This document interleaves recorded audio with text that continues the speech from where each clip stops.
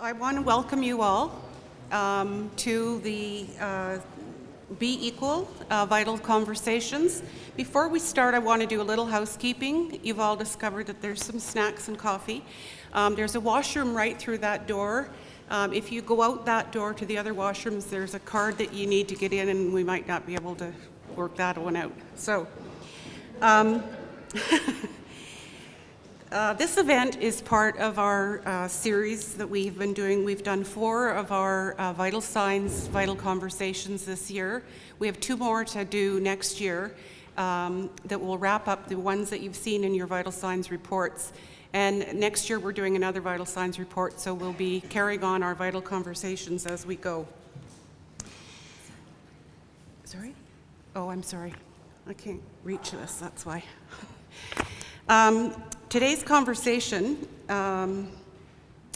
was developed in collaboration with Danny Bartlett, Margaret McPherson, Shelley Yeo from the London Coordinating Committee to End Women's Abuse, and I'd like to thank each of them for their input tonight. So thank you. If you're here, I can't see. I'd also like to thank the YMCA for hosting us tonight. This has been a terrific evening. It's such a beautiful space, and I was speaking with someone who was part of the renovations. So I'd like to begin by offering a land acknowledgement. We would like to acknowledge the history of the Indigenous territory on which we are meeting today. It seems all the more fitting because Indigenous peoples have stewarded these lands and worked to build their communities for thousands of years. The Attawandaron Neutrals people once settled this region alongside the Algonquin and the Haudenosaunee peoples and used this land as their traditional hunting grounds. The 3 current and long-lasting Indigenous groups of this geographic region are the Anishinaabe, the Haudenosaunee, and the Lenape, also referred to as the Delaware and/or the Munsee. The First Nations communities closest in proximity to us in this territory are the Chippewa of the Thames First Nation, the Oneida Nation of the Thames, and the Munsee Delaware Nation. We respectfully give this acknowledgement as allies in the work to improve all the lives of peoples in this region. Before we get started, I'd like to thank Deloitte, our Vital Signs sponsor, and I'd like to welcome Dale Zorgdrager to the stage, partner with Deloitte, to say a few words. Dale?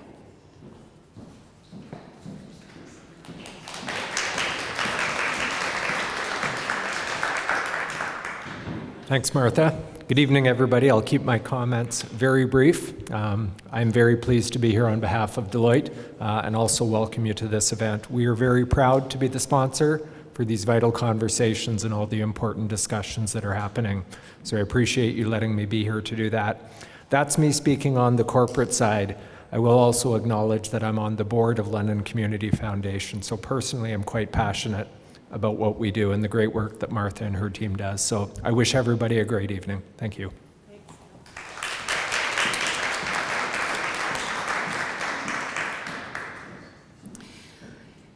I'd like to welcome Lori Runciman to talk to you about something very special that's coming up called the Equality Fund.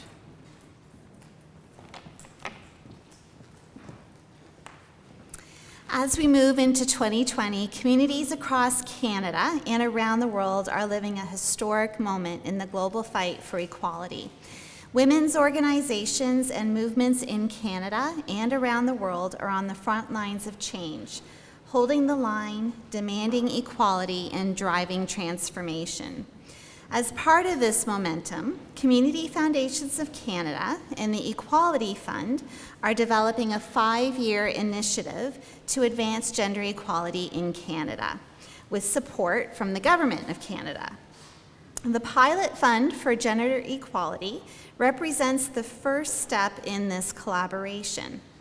I'm happy to advise that London Community Foundation is one of a number of participating community foundations who have shortlisted applications from organizations in their communities. The Pilot Fund will support a wide range of projects that advance gender equality in Canada through at least one of the Pilot Fund's 3 core themes: peace, power, and planet. Together, we will experiment with and learn about new ways of advancing gender equality at the local and national level. The lessons learned from this pilot fund will be used to inform later opportunities and initiatives available to Canadians. Please stay tuned as more information on longer-term opportunities for our community will be available in 2020.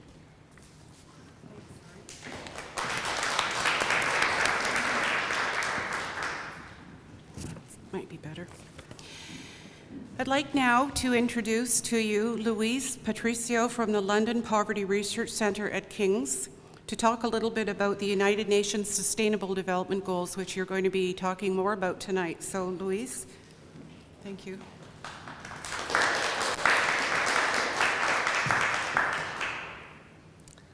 Thanks for the invitation. I had a nice slide with my photo and my job role and everything, but as you can see, we're having some technical difficulties. So I'm Luis Patricio.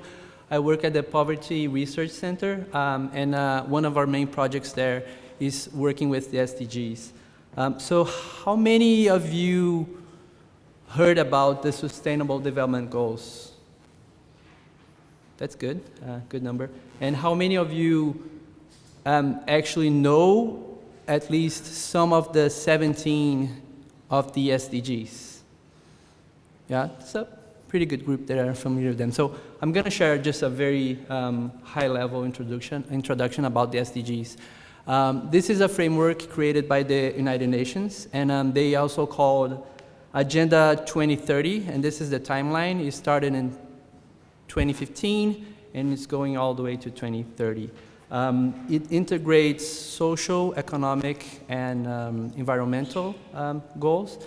And you can see we have 17 goals, 169 targets, and 232 indicators. So it's a lot of work, a lot of indicators. And you can see some of the goals in your tables. The goals that you have on your tables are related to the topic that we're talking about today. So they're mostly social and economic. You have decent work, no poverty, peace and justice, reducing inequalities. But on the framework, you also have some environmental ones: climate action, affordable energy, clean water, life on land, life below water. This, even though it's a global framework and it's being developed by the United Nations, it's being used in Canada. So the government of Canada is committed to develop a national strategy on the 2030 agenda through collaboration with all levels of government, Indigenous people, civil society, and the private sector. They already submitted a national review to the UN, and StatsCan created a portal with SDG data hub. And also, as a national strategy, all the community foundations in Canada are using the SDGs as one of their core models. And the London Community Foundation is a leader on that front. But the global goals, they represent different things in different countries. Sometimes we have different problems. Sometimes we have the same problem, but we need different solutions in different parts of the world. So localizing, translating those global goals to the local level is essential, because most of the work, it happens at the local level. At the Poverty Research Center, our goal is to provide a shared language not only across the sectors, private, nonprofit, government, and public in general, but also across different areas: education, health, environment, social justice, and many others. And really start this conversation where people can understand, for example, what impact river and the water quality have in our economic development, and how the local economy can impact our physical health, and how all of this is related to inequalities and how to reduce them in our city. So this is the work that we are doing as the research center, and the London Community Foundation is one of our main partners in this project. We're very happy to have to work with you guys. If you want to know more, we have more information on our website, povertyresearch.ca. And, well, I'll be in the room, and I'd be more than happy to chat about it. Thank you.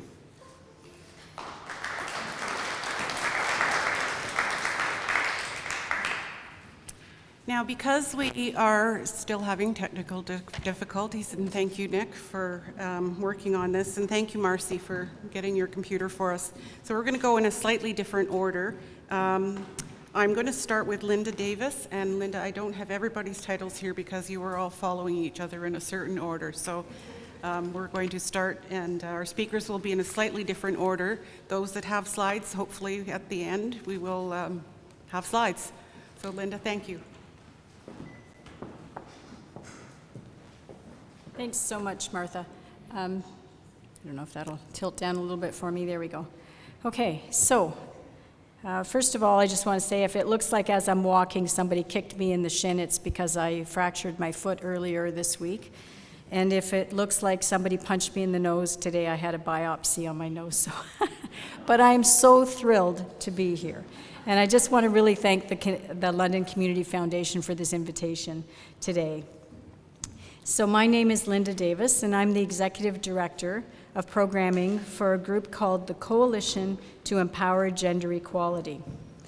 I'm also the National President for the Canadian Federation of Business and Professional Women, and I currently sit on the board of the Canadian Federation of University Women of London. I'm a member of the the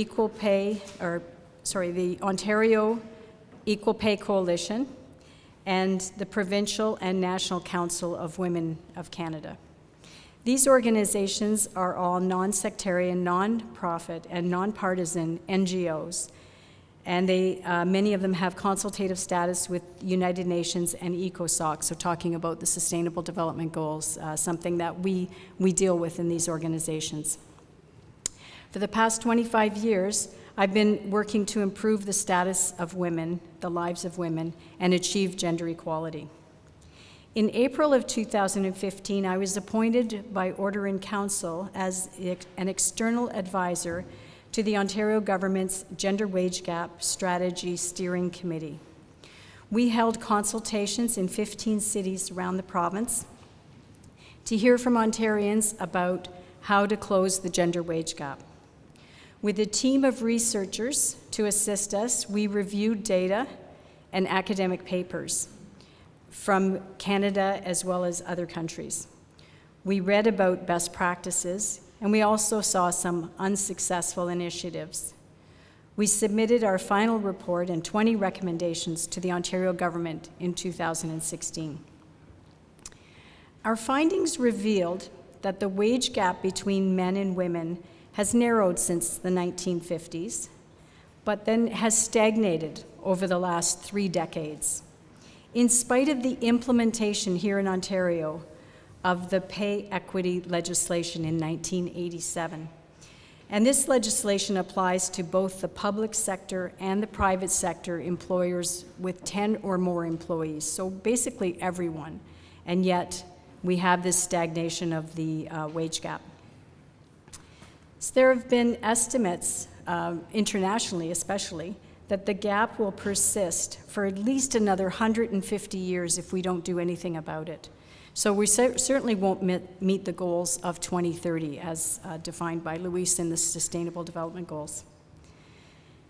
This gap also exists in every country, regardless of how progressive their policies are. It's in varying degrees, smaller in some countries, but still there. We could not find one single country that did not have a gender wage gap. So this led us to see that the gap is based on universal and fundamental teachings and learnings that value men and women differently. Stereotypes, discrimination, and bias. For example, in our research, we learned that when a male-dominated career transitions to a female-dominated career, such as human resources management, the wages dropped significantly. This is such a prime indication that it's not the work that's valued differently, but the gender. Therefore, the solution is not simply to get women into male-dominated jobs. This led me to understand we have to deal with this not only as on an economic basis, but on a societal basis. Since the beginning of our human existence, men and women have been valued in a hierarchy of importance based on gender. Archaeologists have discovered a difference in the bones of early men and women. Through analysis of their skeletal remains, women were found to be smaller, ate poorer quality foods, and died at younger ages than their male counterparts. This finding has led the researchers to determine that a hierarchy existed in prehistoric women were subservient to men. From the early era of farming and domestication of animals, when patriarchy emerged, to Aristotle's teachings that women were inferior to men, and to the writings of organized religion stating that women should not speak, hold office, own property, women were undervalued by society. Over the past centuries, women have fought to have their rights and freedoms equal to men. These movements have made great changes. Women won the vote, were recognized as persons under the law, were able to own property, and were no longer chattels of their husbands, at least here in Canada. More recently, women, men, and all gender identities have been demanding gender equality. Movements like Me Too, Time's Up, He for She, the Women's March have been demanding the elimination of gender discrimination at an international level. We take notice of special individuals like Malala who speak out for equality. It is imperative in our society to reverse centuries of misinformation that women and men are not equal. We must undo beliefs, stereotypes, limitations, and barriers in the home, the workplace, education, and all areas of our society. We need to share the responsibilities, the burdens, and the rewards of our society. Gender equality belongs to all individuals, regardless of their gender identity. The Coalition to Empower Gender Equality here in London is now seeking individuals to join our working group to establish the Coalition's terms of reference and get the group up and running by June of 2020. We will then seek to have all Londoners involved in some way to create gender equality here in our society. Once we have succeeded here, check, we'll then share our coalition template with other communities. And in this way, we can stop gender discrimination and create local grassroots initiatives to be equal. So,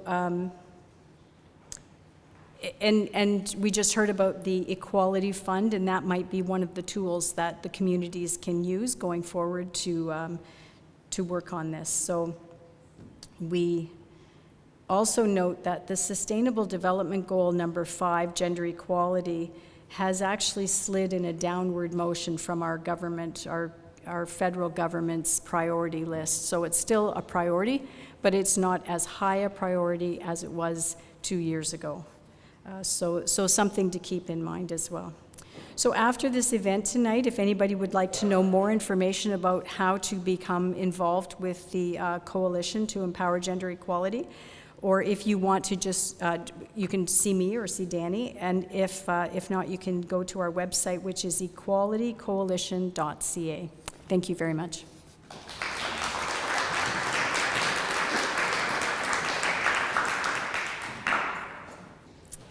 Good evening, everybody. I'm Barb MacQuarrie. I'm from the Center for Research and Education on Violence Against Women and Children at Western. Sorry, let's see if I can move this closer. Okay, is that any better? All right. You all know who I am, so I won't repeat that. So equality is a beautiful concept.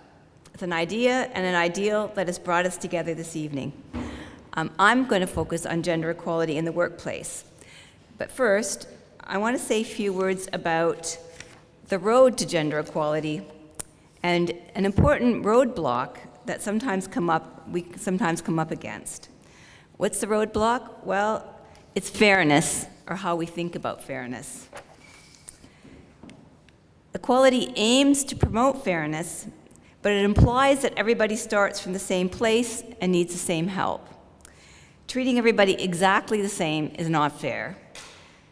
Equal treatment erases our differences and promotes privilege. In this image from Deloitte, our sponsor of the evening, I swear it was a coincidence, we're assuming that everybody benefits from the same supports. They're being treated equally. But not everyone starts at the same place, and not everyone has the same needs. So to come back to the idea of fair, in our journey to equality, we need to redefine fair as everyone getting what they need in order to be successful, rather than everyone getting the same thing. Sometimes we have to offer additional or different supports to different people. This is equity rather than equality. Equity can appear unfair because it provides different supports to different people, but it actively moves everybody closer to success by leveling the playing field. In the long term, what we want to do is remove the cause of inequality. We call these systemic barriers. Removing systemic barriers is long-term work. And meanwhile, we have to provide equity measures to help everybody have the same opportunities to be successful. So fairness and equality between genders doesn't mean that everybody should become the same. The goal is not for men and women to reach a complete genderless state. It means that men and women should be given the same opportunities to succeed despite their differences. So Linda already talked about this, but let's just have a quick look about how we're doing on the gender equality front in Ontario workplaces. As it turns out, not so well. Stats Canada tells us that men are earning significantly more money than women with the same level of post-secondary education. The Ontario Pay Equity Coalition has calculated that overall, women in Ontario are earning about 70 cents for every dollar that men are earning. But the pay gap isn't just about gender. The gap increases substantially when intersecting with other forms of discrimination, such as those experienced by racialized women, Indigenous women, immigrant and migrant women, women with disabilities, elderly women, women who identify as lesbian, gay, bisexual, or trans. So as an example, racialized women in Ontario, as a group, only earn 62 cents for every dollar white men earn. And women with disabilities are earning just 44 cents for every dollar that white men are earning. So we have many explanations for gender equality in the workplace. I'm just going to go through a few of the common ones: sexual harassment, racism, we could add ableism, ageism, and any other number of discriminatory behaviors here. The fact that women are promoted less often than men, yes, but this seems like more of a consequence than a cause to me. Women's fear of asking to be paid for what they're worth. That may be leaning a little bit in the direction of victim blaming. I'd like to add one more reason why gender equality persists in the workplace, and this is one that might surprise you. We now know that women's experiences of domestic violence also contribute to gender equality in the workplace. We know that women with a history of domestic violence tend to have a more disrupted work history. They are consequently on lower personal incomes, they have to change jobs more often, and they're employed at higher levels in casual and part-time work than women with no experience of violence. This study that the Centre for Research and Education did in collaboration with the Canadian Labour Congress gives us some insights as to why domestic violence is so disruptive to women in the workplace. First, let's just look at the numbers. 1 in 3 Canadian workers reported experiencing domestic violence in their lifetime. More women than men report those experiences, and it was actually transgendered and gender fluid people who reported the highest rates of all. I'm focusing on women because they experience the most severe spousal violence. So women were victims of intimate partner homicide at a rate 4 times greater than men. Compared to men, women are twice as likely to report being sexually assaulted, beaten, choked, or threatened with a gun or knife. more likely to report higher rates of injury caused by the abuse, more likely to experience PTSD-like symptoms, and more likely to report being put down and called names than men. Importantly, when talking about gender equality in the workplace, is the fact that for more than half of the respondents in our study, the domestic violence didn't stay at home. It followed them to work. And what exactly do I mean when I say domestic violence followed them to work? Well, 40% of survivors received abusive phone calls or text messages at work. 20% were stalked at or near the workplace. 18% of them reported that the abusive partner or ex-partner physically showed up at the workplace. 15% of them received abusive emails, and 15% said that the partner or abusive ex-partner contacted their coworkers or their employer. As you might imagine, these abusive behaviors had numerous negative impacts. Domestic violence threatens safety and productivity at work. To give you a sense of how this happens, I'll share just a little bit of what survivors told us. They said, constant phone calls prevented me from getting my job done properly as it tied up the phone required for business. Sleep deprivation affected my ability to focus at work or get there on time. He pretended to be security and dragged me out of work. We have realized that workers experiencing domestic violence need some unique support. We required an equity measure. Inspired by earlier work in Australia, where many unions had bargained for paid leave for workers experiencing domestic violence, we, researchers, labor leaders, and women's advocates, began lobbying for changes to employment standards to make paid leave for survivors of domestic violence mandatory and available to all who needed it. In 2017, Ontario introduced a domestic and sexual violence job-protected leave of absence in the workplace. This is an example of an equity policy enshrined in law. It will benefit survivors of domestic violence more than their co-workers who do not experience domestic violence. It will benefit women more than men because women are more likely to experience domestic violence. But in the end, it benefits us all because it helps our workplaces to be safer and more productive. And it promotes gender equality in the workplace, allowing more women to fully participate in work. And the good news is that provinces across Canada have developed similar legislation. Most recently, the federal government announced it would provide leave for its employees. This map, put together by the Canadian Labour Congress, is tracking progress. Until we can reach our ultimate goal of ending domestic violence and achieving gender equality, we have to rely on equity measures like these to help us advance. Thank you.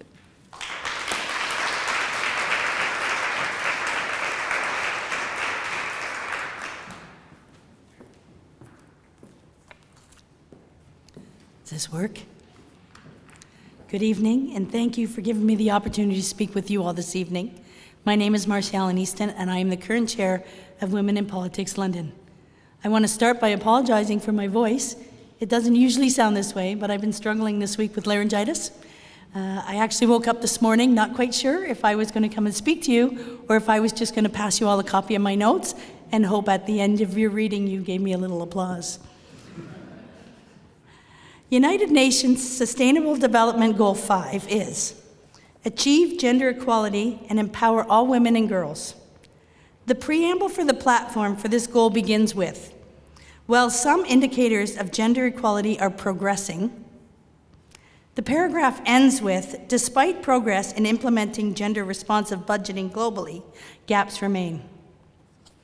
This past September 28th, London's University of Western Ontario celebrated FOCO, Fake Homecoming. During the event, banners were posted across the front of student-occupied homes in a neighborhood next to the university. One read, "If your girl goes to Western, she's not yours anymore." Another stated, "My roommate is a virgin, please help." While yet another said, Queen girls spit, Western girls swallow. As you can imagine, the uproar in the city was hard and swift. Women's groups, as well individuals, took to social media and print media to share their disgust. On October 1st, Western's new president released a statement in the form of a letter. The letter begins with the president stating, "Working with our community task force partners, especially the USC, we improve the safety of our students." The statement begins by celebrating the fact that fewer ambulance calls and injuries were reported.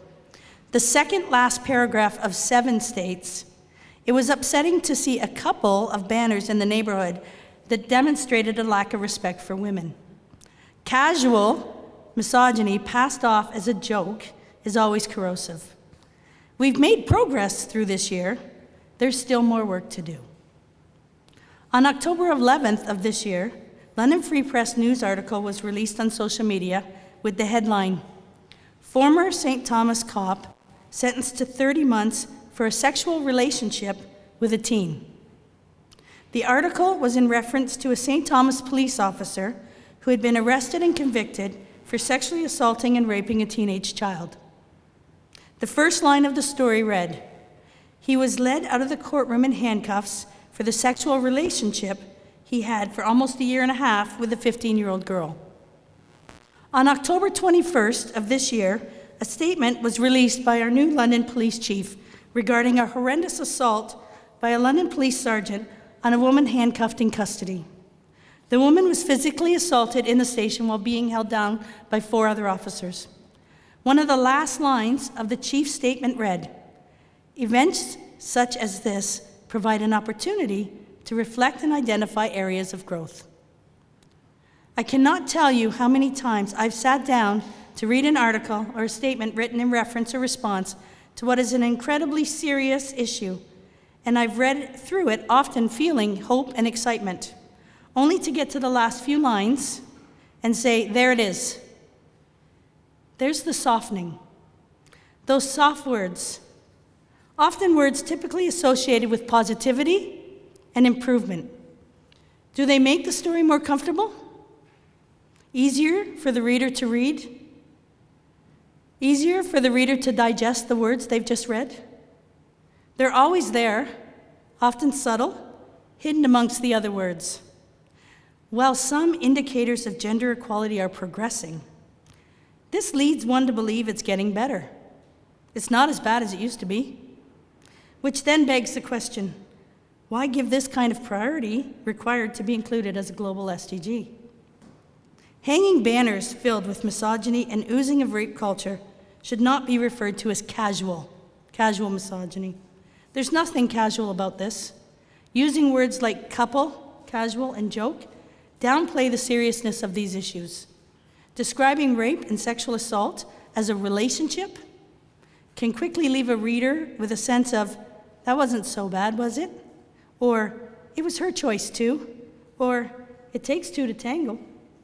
Implying that a 15-year-old child has the ability and power to make decisions as an adult. Using the term opportunity in a statement regarding the severe beating of a woman while in police custody is akin to saying, well, at least it ended on a positive note, or some good has come from this. Not for the victim, it hasn't. What are some of the things we hear when a woman community leader or a politician speaks out against these types of injustices? We hear, oh, they're so shrill, or they always over-exaggerate. They're taking things too far. They're far too emotional. One needs only to take a moment to visit one of our own local female politicians' Twitter or Facebook feeds, and you'll quickly see many of these comments there. When a woman speaks out against gender-based violence and institutional gender-based violence, the inequality there is often pushback and accusations of making a mountain out of a molehill. That it's not nearly as bad as they stated. So how do we fix it? Well, we know that when we have women in leadership positions, CEOs, executive directors, police chiefs, editors, politicians, women's issues are not only better represented, but they're taken more seriously and communicated with the urgency that they deserve. The United Nations has set a benchmark, albeit a low one, stating countries should have a minimum female political representation of 30%. Meeting this threshold of women in power is said to be what's needed to properly address our interests and issues and our needs in both policy and decision-making. In Canada, on average, women make up 26% of our elected officials. We can't ensure our issues are represented. We cannot ensure our issues will be given the weight they deserve. We cannot ensure our issues will be put forth with seriousness and urgency if we're not meeting, at the very least, the minimum requirement. When policy and decisions are made without us, they can't be informed by the reality of what we know, by the lived experience of women. All women, queer and trans women, Black women, Indigenous women, women with disabilities. We can't settle. We can't allow the narrative to convince others that it's not so bad. We can't allow the narrative to lessen the impact of misogyny and rape, or rape culture. We cannot allow the narrative to speak for us. We must demand not only individual accountability, but also accountability framework. Framework required for real change to occur at the highest level possible. In our media, in our institutions, in our government, municipal, provincial, and federal. If we do not continue to demand accountability and a place at these decision-making tables, we risk seeing policy being created without us. We risk losing our voice as women. We risk losing our rights as women. There is absolutely a place for discussing improvements and achievements in regards to equity. This should not be recognized, or it should be recognized, and it absolutely should be celebrated. But interjecting this language in and amongst stories, examples, apologies, and reporting of gender-based violence has the true potential to cause more harm than good. Look, I myself have been a victim of institutional gender-based violence. I grew up in children's services. I spent a handful of years of my youth struggling with a heroin addiction and living on the streets of London, in and out of trouble. I experienced things no young woman should ever have to at the hands of power. And there are two things I know with certainty today. One, none. Not any of those horrible experiences that I struggled with or suffered through are my fault. None of them. And two, no matter how many times I say those words, there continues to be someone who will always believe they were. We've waited long enough, and now it's time to change. Thank you.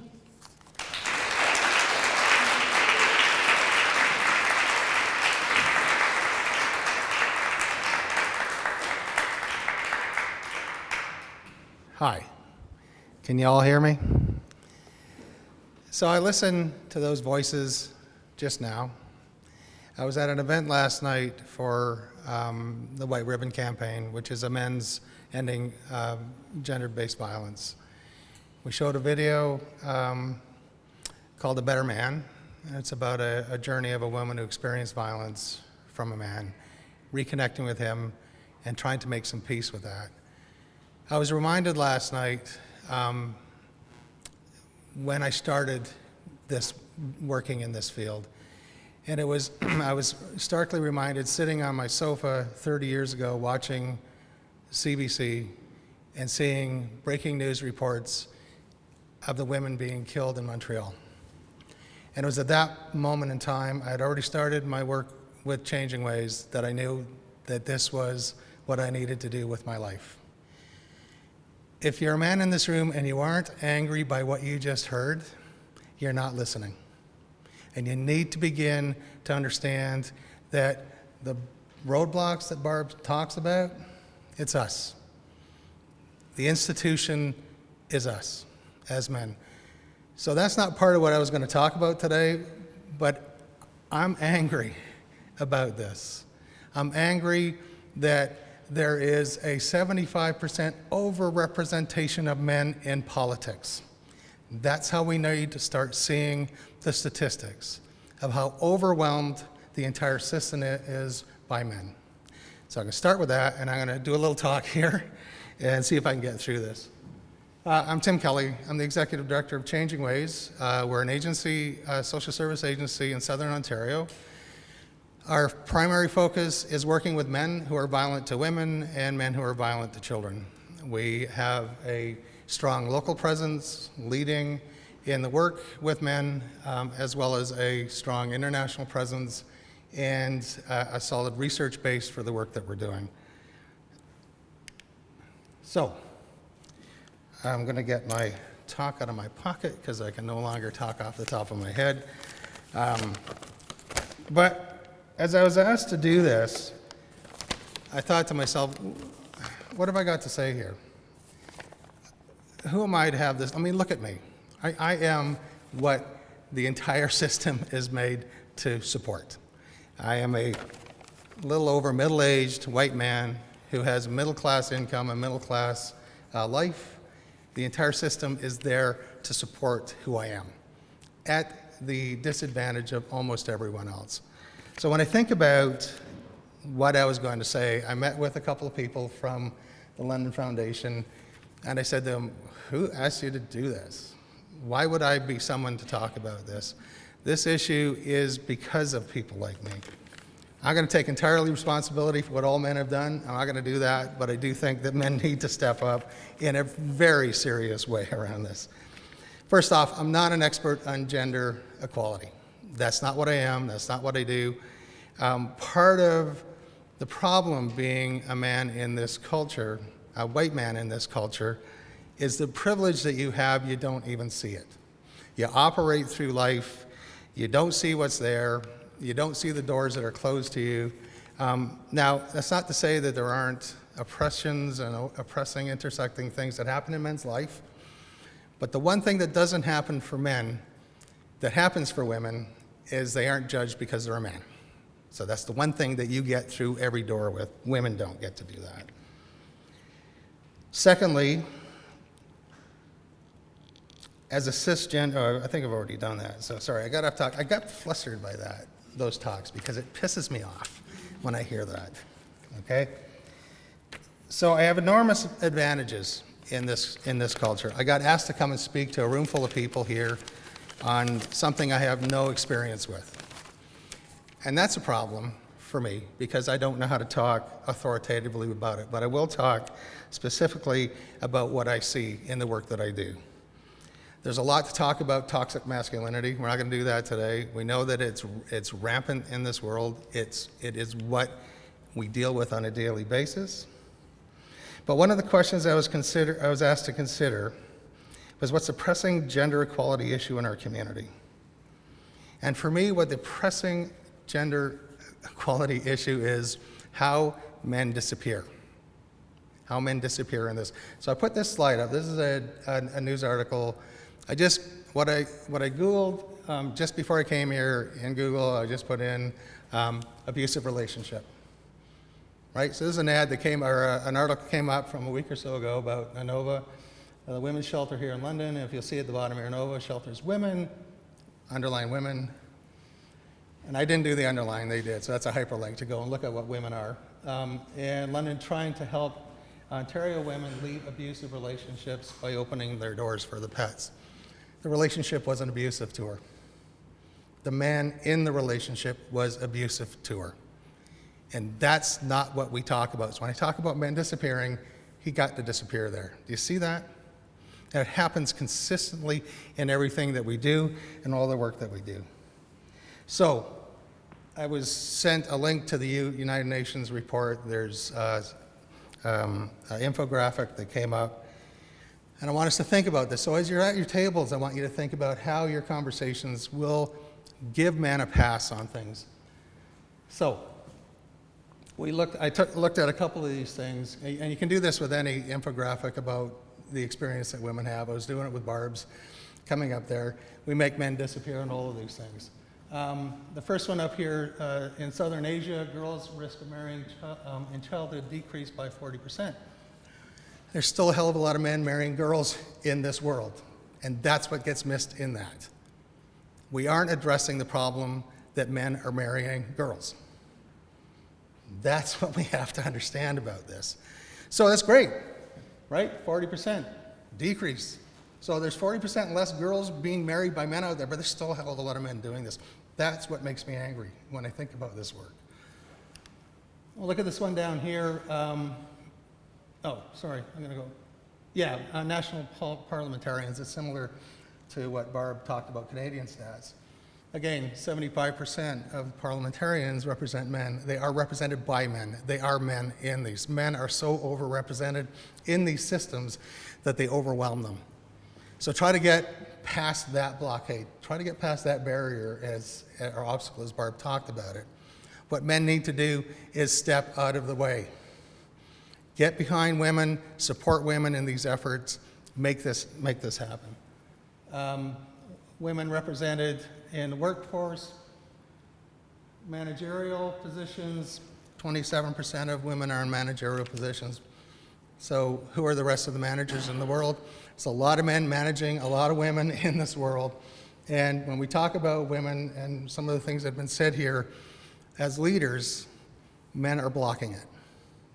That's what happens. I don't have any answers for this. I don't want you to think we're going to walk away with that. But we need to understand as men what we do and how we are advantaged by these statistics that are out there. And one of the things in my work, so I work with primarily fathers who abuse their kids and expose their kids to domestic violence. That's one of the areas of focus that I work on. And consistently when I'm working with these men, I ask them if they're involved with child protection, so Children's Aid Society in Canada.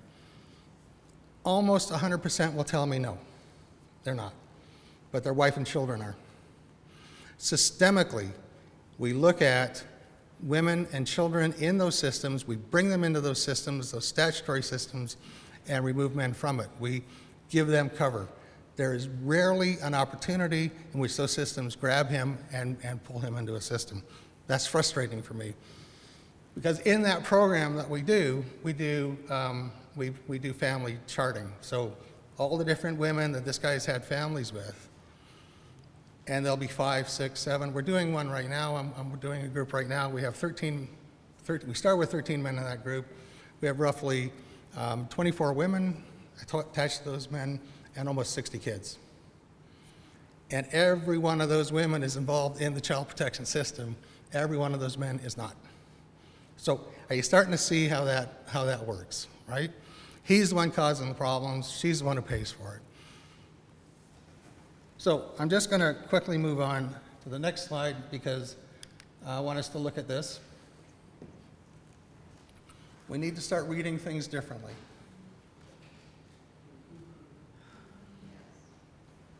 That's the truth behind that original headline. So when you start looking in media, when you start reading whatever you're looking at, as men in this room, start reading it the way it needs to be read, which is men are responsible for the majority of violence and oppression that women experience in this world, and it's time men step up and take responsibility. So I'm going to stop now.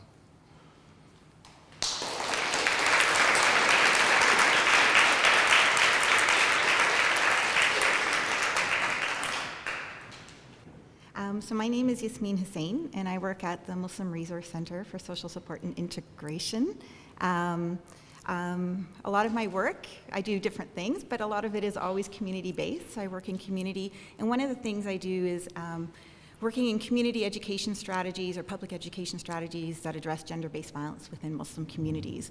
So thinking about how we create leadership on these issues, how we invite conversation, how we end silence, how we build awareness, and how we take a collective responsibility.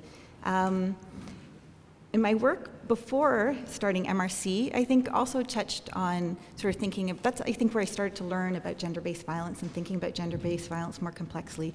I've always worked in community, and I've always had the privilege of working with newcomer, immigrant, Muslim, racialized young women. And in their experiences, they've taught me a lot about strength, but through their stories, I've also heard about their stories of violence, violence that they've experienced in their homes and with their families, and the challenges they experience speaking about it, and the isolation they've experienced, the loneliness, and even when they do speak about it, how they experience further vulnerability or further violence when they tell that story and are shamed either to someone within the community, from within the community, or also when they reach out to service providers or social supports, rather than being met with support, are also being met with forms of racism, forms of blaming that also increase vulnerability and further victimization. And so I'm thinking, like a lot of my work is thinking about how do we create safety? How do we create safety for all women to come forward and disclose experiences of violence? And how do we create safety when they do experience violence? A lot of these young women taught me a lot about what safety means to them, the challenges they experienced in experiencing safety, and what they were looking for, also about the strengths and strategies they used. And so I think for my talk today, I'm thinking particularly about sort of immigrant or racialized women or young women. What does it mean for them to reach out and disclose violence? Disclosing or talking about violence is hard for everyone. I think there's always pain, there's always a sense of isolation. Reaching out for help is hard. I think you're always afraid to reach out, worried that, am I making things worse? Who do I go to? Am I talking to the right person? But I think there's differences when we think about different groups of young women. And so my work in particular has been with Muslim young women and thinking about what it means for them. And this work is political work because in doing this work, it's about also naming our systems and our structures, thinking about social inequality, social inequities, thinking about oppression in a very layered and multi-layered approach. And so I think for me, the starting point of this political work is even thinking about how do we talk about gender-based violence, or what are we naming? How do we frame the issue? What is the script we're using? In feminism, so the feminist movement started off with a universalist script, so gender-based violence is universal, which it is. It's experienced within all cultures, communities, faith communities. It's a global issue. But it's not experienced the same. And so a universal framing sort of frames it as one of sameness. And in doing that, it ignores a lot of important differences amongst women, differences in how violence is experienced, and the differences in vulnerability that women experience, and the different forms of violence that women experience. And so I think a universalist script is important to challenge. For Muslim women, I think on the opposite end, there's often been a culturalist framing. So instead of thinking about violence as an individual issue, it's blamed on culture. So gender oppression is normalized, it's a part of the Muslim faith, it's part of Muslim cultures, and that also silences or is problematic because it creates also an us-them between Muslim women and non-Muslim women, where we can have an individualized story for a woman who's non-Muslim or white, thinking about this is not a social or community, it doesn't define a community, whereas then a culturalist framing defines it as a norm within a Muslim community. It's almost an expected outcome. And this silences women as well, and because it erases their complexity, the differences they have, the complexity of the violence they experience, and it creates silences them in terms of how you then speak about violence. How do you speak about violence without further stigmatizing your entire community? And so this is, I think, the challenge where a lot of our work has been. So thinking about a culturalist framing of gender-based violence, for me, is also thinking about what Islamophobia is, because a culturalist framing reinforces Islamophobia. And I think it's also important to think then Islamophobia itself is also a form of gender-based violence because men and women experience it differently. So I think the story that we need to tell is, yes, gender-based violence is about the norms we have in our communities, that gender inequality, that privileged men, toxic masculinity, and that looks different in different communities. But I think the story we also need to tell is one about our social inequalities. How's gender-based violence tied to racism, Islamophobia? How is it tied to immigration stories, migration traumas, immigration policies, poverty? All those issues, I think, need to be layered into our understanding of gender-based violence and thinking about how we then create safety for women and girls, in particular of racialized minority communities. Because it's also a story of racism, it's a story of colonialism. These are stories that need to be integrated when we talk about gender-based violence and thinking about safety for women and young women to speak out. So we need to name those intersections in our understanding.